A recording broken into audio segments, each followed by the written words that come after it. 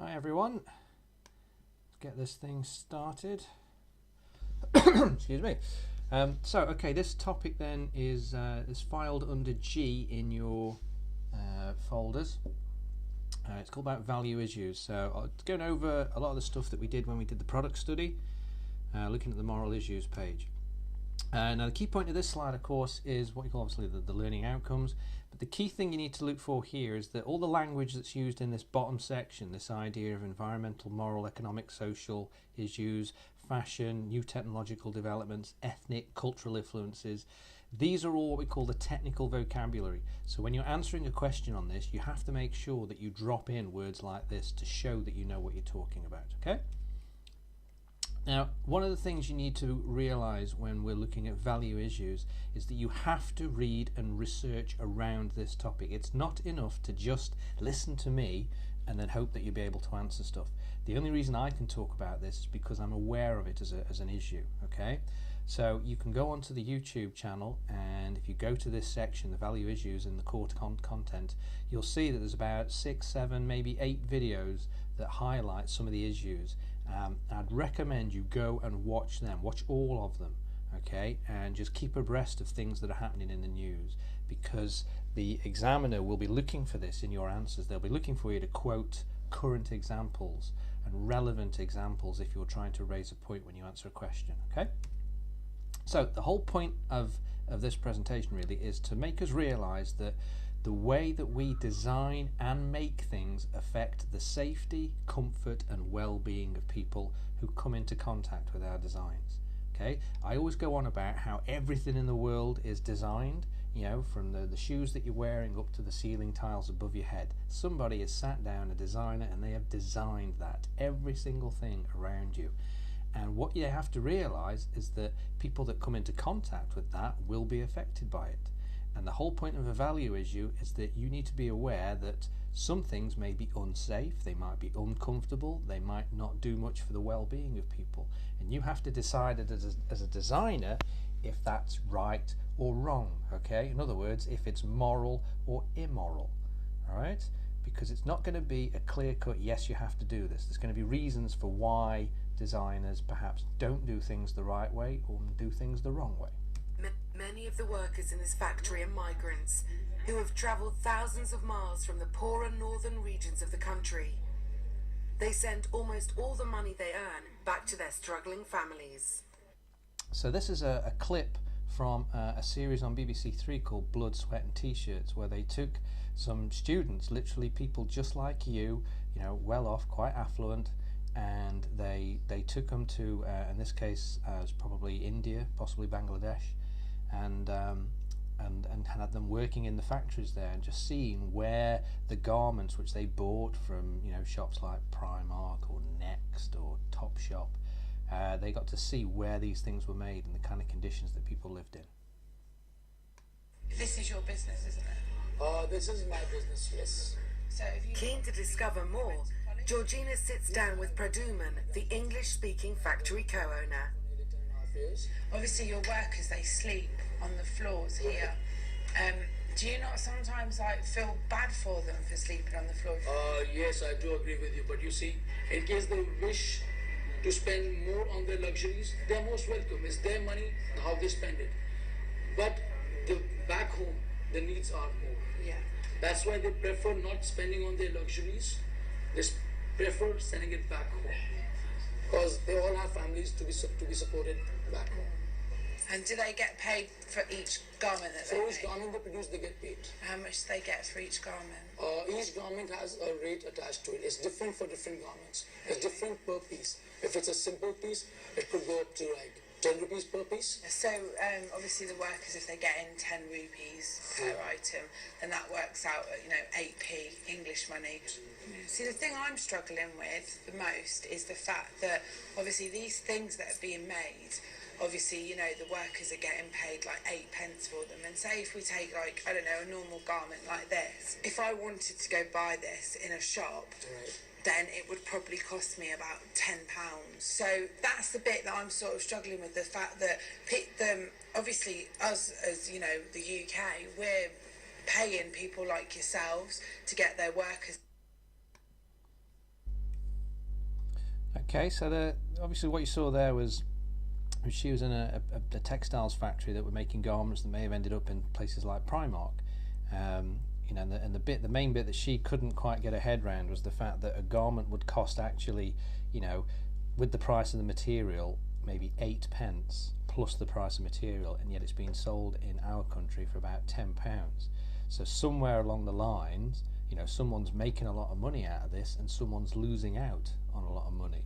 Whether or not these people are being taken advantage of, it made it sound as if, it's not so clear cut. They send all their money, or most of their money, back home to families that might be living in rural areas. So there is no clear-cut answer in terms of how you might solve this. But I think it's quite clear that somewhere along the line someone's been taken advantage of. Again, this comes back to this point of all these things are designed. They're designed. People make decisions to get these made in different countries. So as a designer, you have to decide whether or not you get your product made in certain countries. So if you're going to try and modify a design that you've made, then one of the things you may say is that you may insist that it's made in the UK, where you can absolutely guarantee that the workers will get a fair wage for what they've been doing. The second slide highlights the fur industry. If you didn't know, in China, more than 2 million cats and hundreds and thousands of dogs are bludgeoned, hanged, bled to death and skinned alive just for their fur, just to make items of clothing like this coat. They're kept in horrendous conditions, and it's just for the fur, so the bodies just get chucked out. These are all skinned corpses there, kept in horrendous conditions just to make an item of clothing. And someone, a fashion designer, has designed that and made the decision to use fur which come from a source like this. So again, a moral choice was made as to whether or not they're quite happy because they don't get to see all this suffering, that maybe that makes the choice for them a little bit easier to design items like this. So again, one of the things that you might change on a product might be the material that's used to make sure it comes from a more ethical sort of background. In terms of things like fur, you're probably not going to design products with fur, but you may design products which include leather, if you design some sort of seat or seating. So that's one of the things that you may have to change on a product. I've put this slide in really just to highlight quite a serious issue in sort of definitely in the Western sort of civilization, as it were. This idea of over-sexualizing youngsters, all the low self-esteem that females have. Some facts for you on the left here.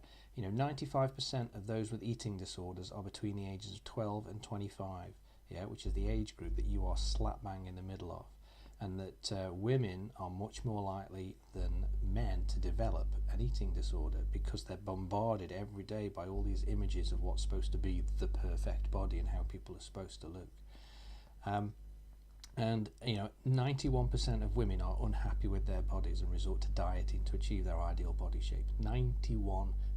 That's quite astonishing. That's pretty much nearly every woman is unhappy with the shape of their body, and that's because they're bombarded with images right from an early age. I put this image in here because this is a product that you can get from say it's from Peacocks, which is a bit like Primark. It's a padded bra for 8-year-olds. Seems absolutely ludicrous, and yet a designer has designed that.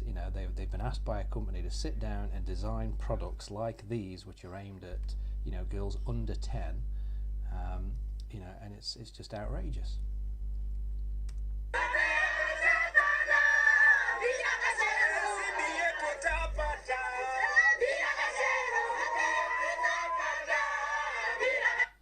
Right, now they might seem as if they're quite happy. That's because they're on strike. They're striking against this company which uses pesticides on the flowers which they pick where they work.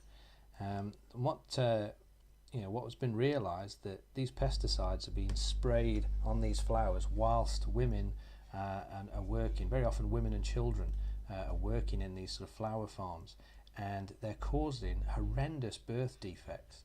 as well as terrible sort of skin diseases and various conditions. All so that people in this country, in Europe, America, can give flowers as a gift. So again, it's just looking at the underlying things, between getting a cheap and easy product like a bunch of flowers for like £4 from Aldi, but not being aware that how that actually got to you. It had to go through this whole process and this whole sort of horrendous sort of byproduct just to make sure that you get these pretty little flowers that are all grown really nice, that come across all nice and fresh. Right? So again, choices have to be made. It's not a clear-cut thing of yes or no. These people, this is their only income. But things have got to be in place to make sure that they're treated fairly. Okay. Now, one of the ways that you can look for things that are fair to people is to look for various standards. The organic standard by the Soil Association is used for especially for like organically grown cotton. So this is cotton, or it could be another fibre, but it's usually cotton that's grown without a harmful pesticide, like you've just seen on those flowers. They also don't allow any harmful chemicals during the production. So in terms of bleaching the fabric and cleaning it, they don't use any harmful chemicals. They also focus on the social conditions to make sure that everybody that works there, is being paid a fair wage. They're getting brought out of poverty. Okay. They even look at animal welfare. They cover a whole range of things, and so companies can apply for this, and they have to show that they've actually met certain standards to be able to get this particular sort of badge of honour. So how does this apply to product design? Well, this could be something that you may have to change on a product. So for example, if you've designed some sort of shelter that's got a particular canopy, you can talk about the fabric that you'd use, and you could use this as an example and say, well, I would make sure that the fabric is made of, and you might say sort of organic cotton, which is grown, and then talk about the benefits of how that affects the environment that it comes from, and how it benefits the people that help to grow it. So again, just making this point again, it's remembering it's the way we design and make things affect the safety, comfort and well-being of people. All right, so what can you do if you want to try and improve this? Well, one of the things that a lot of people say is fair trade. Fair trade, again, is another standard, a bit like the one that we just talked about here by the Organic Association. There is a video on the YouTube channel which explains it nice and clearly. I won't play it here because it takes about 5 minutes. But again, fair trade is just a badge, and to be able to get this badge, to be able to put this badge on your products, you need to be able to say that you have certain things in place. You need to be able to prove that the people working for you on your farm or in your factory isn't exploited. You need to make sure that they get paid a fair wage for a fair day, that their working conditions are fine. You also have to put a percentage as well back into the local community, so the whole community benefits. It's not just a case of the individual and the company benefiting from this. So it's all about encouraging growth. So again, this could be something that you could talk about on one of your products that you want to change. Yeah. A lot of fair trade stuff tends to be from stuff that's farmed, but you can get certain, like they have leather that's fair trade. But usually it applies to food. But you may find some sort of products, maybe sort of sustainable types of wood that might fall under the fair trade banner. Another thing you can do is buy local. There's a website here, Buy Wakefield, which is all about encouraging people to buy stuff locally. This organisation called Totally Locally is an organisation that's aimed at sort of promoting buying local through various sort of local towns. So for this one in Leek, which is from where my family's originally from, a lovely little market town, and they just hit you with a simple fact like this: if everybody in the Leek area, we're only talking probably about 80, 90, 100,000 people, if they just spent £5 a week per week, so if they just went out on a Saturday and just bought 2 pieces of cheese from like a local cheese farmer that's selling stuff in town, if everybody did that, just spent £5 in their local independent shops, instead of going to places like Morrison's, Aldi, you know, WH Smiths, the big chains, that kind of thing, it would add an extra literally 4 million a year into the local economy. So, you know, the town of Leek would benefit 4 million a year just by everybody buying stuff locally. All right, and as they say there, it makes you think, doesn't it? Again, how does this apply to products? So it might mean that you want to modify your design so that the materials come from a local source, whether that's wood, brick, concrete. You know, it might be sort of metal fabrication, manufacturing that might be done locally to where you're doing it, so it benefits the local environment. Yeah, so if you've designed something like the bin that you've been doing, then maybe, you know, rather than getting it mass produced in plastic abroad, that you could get something that's quite nicely sort of made, cut out of metal and welded together at a local metal fabrication that's nearby. You know, change the material, change from plastic to a metal that could be made you know, in a place in this country. What you've got to do on these questions is kind of exaggerate and use it as an excuse to show what you know about the topic. Don't just assume that, you know, oh, that'd be silly. You know, you've really got to make sure that you try and show off your knowledge. If you're interested in finding out a bit more, then by all means go and check out this website, goodguide.com, and you can put in any product on there and you can see the sort of ethical rating for that company and those products. Just going to drift into social issues now. So if you think social issues is all about, you know, people or the systems that have been put in place by people. So it's making sure that the product that you design and make takes into account what's happening currently in the world. So that may include things like the economy, money, technology or technological advances, the kind of new technology that's coming out, and popular culture, which would include things like, you know, fashion and any sort of recent sort of political sort of changes. So social issue is all about changes in society, and products will change because of things that happen in society. The technological advances slide here is just to highlight, you know, various things. We've got the suit on the left here, which has been designed to hold a music player. You can have volume controls built into it. You know, and that's come about because that the technology is there. There's also the darker side of it as well. You know, we're designing devices that we sit on at night, and the light that they produce doesn't help us to sleep. So, you know, you're up in bed reading on your phone or your tablet for half an hour, and your brain's actually getting stimulated by the kind of light that device is emitting. It's not, you know, that's why, you know, lots of people aren't sleeping well, because they're on their devices till late at night. You've got your little spotty teenager there who's playing on his video games. You know, he probably gets home from school and sits on his console for about 4 or 5 hours playing games. You know, he's turning into a recluse. And yet people design these games, they design them so they're literally addictive. Again, choices have been made. You know, when you go on the London Underground, you'll see people reading, or they'll be on their phones as well. There's no social interaction. You know, so there's all these wonderful technological advances. You know me, I'm a big fan. I've got my iPad, I've got my iPhone. I love technology, but you know, there's no shirking away from that. You know, technology is making us more insular and less social. In some cases, yeah, it's promoting just a different type of sort of sociability. You know, but as a designer, you've got to sort of weigh that up. You know, you haven't just got to push the technology and design stuff for the sake of designing it. You've also got to be thinking about how it impacts on people. Obviously, that everyone's worried about the economic climate at the moment, and because of that, people don't have much money to spend. So what tends to happen is they tend to go to places where they can buy stuff cheaper. There's no secret that Aldi is becoming, if not the most sort of popular supermarket in the UK. You know, taking over from people like Morrison's, Tesco, and these big companies just can't quite figure out what it is, and it just comes down to a simple thing: they're cheaper. Yeah.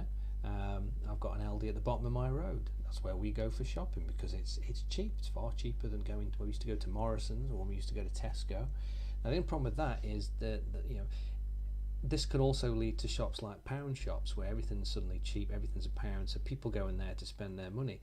The only problem with that is that everybody goes there, they don't go to the other shops because they're more expensive. They might be more sort of, you know, local sort of shops, and then these ones close down, and then this has a knock-on effect throughout the street. And there are lots of towns up and down the country with places boarded up. If you wander into Wakefield, you'll see all kinds of shops all boarded up, even right literally next door to Trinity Walk. If you go there, the next street along from that, loads of shops all boarded up.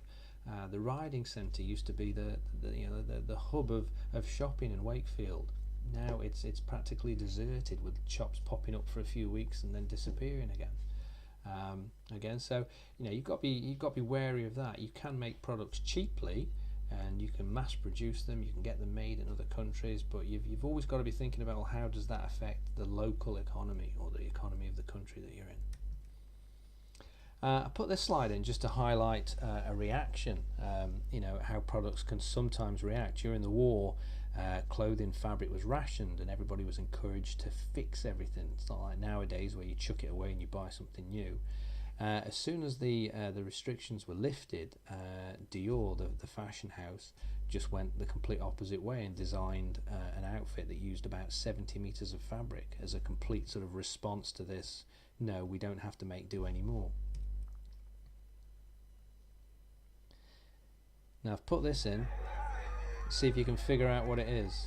Yeah, it's not a zombie outbreak. It's not even Black Friday. Is it a shooting?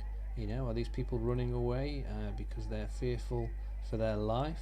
Is there a riot going on? Is something really, really bad happening?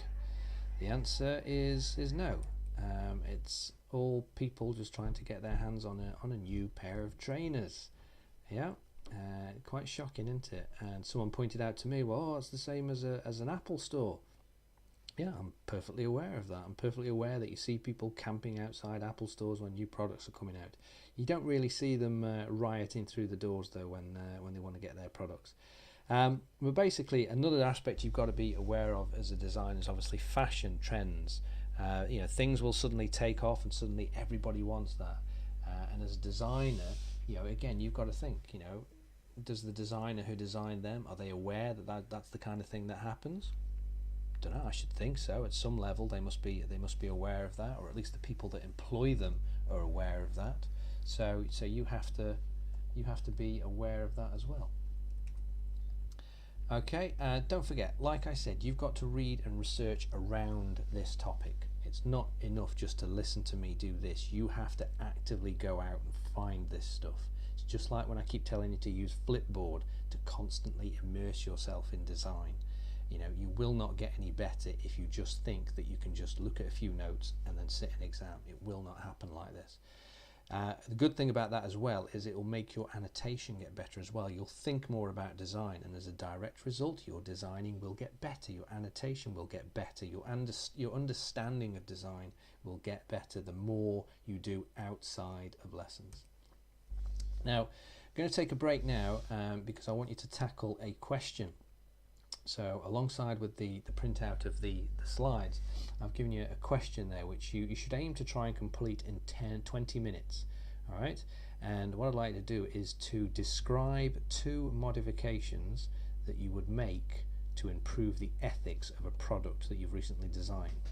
So if the timings still match, probably the last thing that you did in the mini challenge was the festival product. I think you all chose the bin, trying to design a new bin for a festival, like a temporary bin that would be used. So what I'd like to do is to describe 2 modifications that you could make to that bin, all right, and how you would improve the ethics of it. All right, the questions broke up that you tell me what you do, make sure you explain how that improves the ethics. Okay, so you're going to be thinking back to some of these slides that have come earlier. Show me what you mean. Now, for an actual physical change, that's okay. If it's something like changing the material, or changing the place where it's made, then you may struggle to do a diagram. You might just need like a very quick sort of doodle just to try and get that across. And then you've got a couple of lines to answer a question about, well, how do you think that this would affect the materials and the manufacturing, and how would this modification increase the cost? So how, I can give you lots and lots of examples. Attached to it as well is the mark scheme that's actually used in the exam. So that will give you some hints as to the kind of things that you could talk about. So if we think back to what we've just done, you may change a material. So instead of it coming from somewhere which might be considered nasty and unethical. You could change it to something else. You might change the manufacturing so it's made more local, give your reasons for that. You may change a material like a fabric to something else that's a little bit more. You may insist that it's made in a place that supports fair trade and give your reasons for that. Okay, so you've got a whole range of things that you might do here. You might start using elements of recyclability, environmental sort of awareness. You can always fall back on that in terms of making sure, because that's all about ethical, isn't it, the old sustainability things. Now, like I say, give yourself about 20 minutes, so pause the video here and have a go at that question.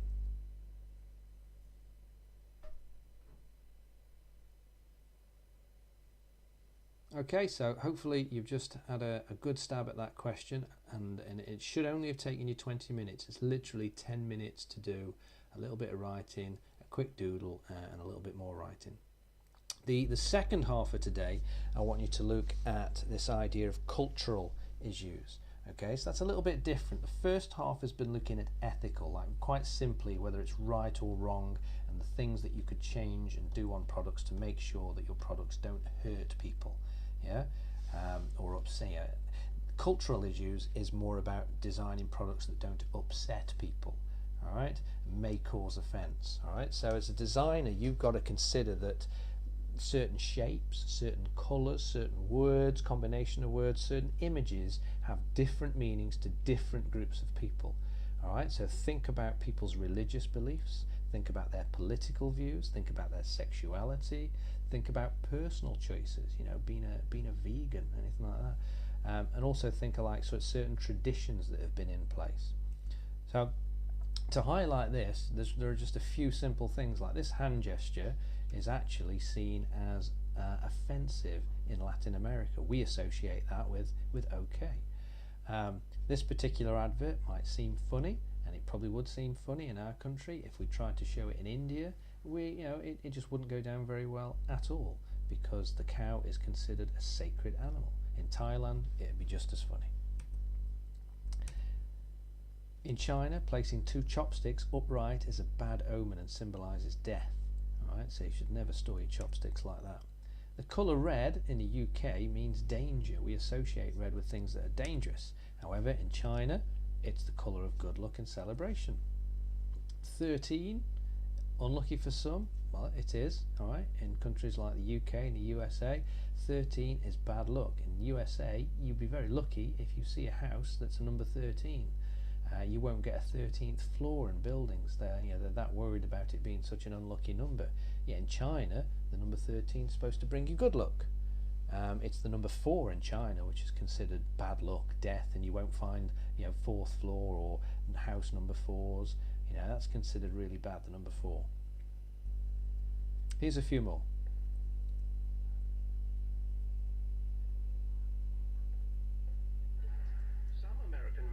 Consultants recommend having meetings standing up to save time.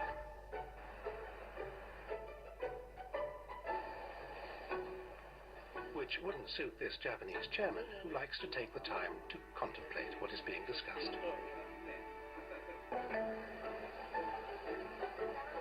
It's fine to get some shut-eye in Thailand, but not like this. Showing the soles of your feet is one of the rudest things you can do. And this hand gesture, in parts of Greece, would also be frowned upon.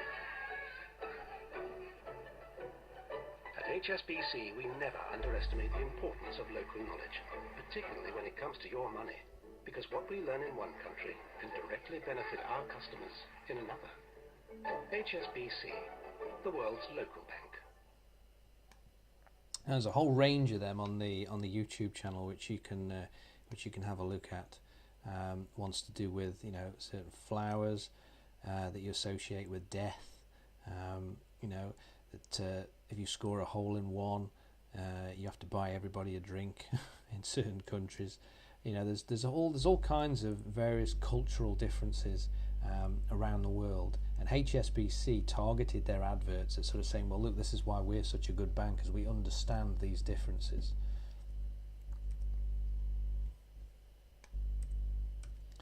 Now, it's not just things like that, it can do with translation as well.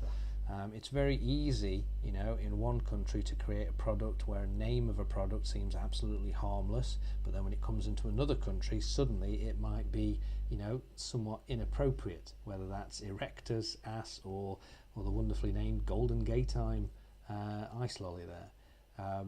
You know, there's lots of these that you can find online where things just haven't quite translated properly. I think one of the examples I used to use at GCSE was a load of t-shirts that got printed in Miami for the visit of the Pope, and it said something like VL Papa, which they thought was mean like, you know, hail the Pope, or long live the Pope. That was it, VL Papa. But actually that was wrong, and actually V Le Papa is what means long live the Pope. VL Papa actually means long live potato.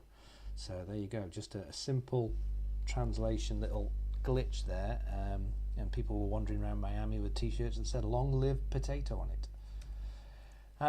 You know, you've also got to realise that products can be influenced in a good way by ethnic and cultural issues. You get these, I see a lot of these rickshaws now in town, in places like London, Liverpool.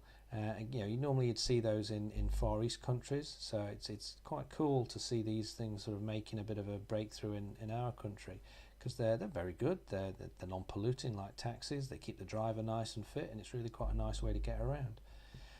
Look at things like tartan. Tartan's a nice fabric. It's got cool colours. You don't have to be Scottish to wear it. You don't have to be part of a clan, but you can use it to influence some of your designs. There are a lot of geometric patterns that are used in Islamic art. They're very nice to look at. But it's also been aware that certain products can reinforce stereotypes as well. And we've got the picture here of what they call a gollywog, which was a genuine toy.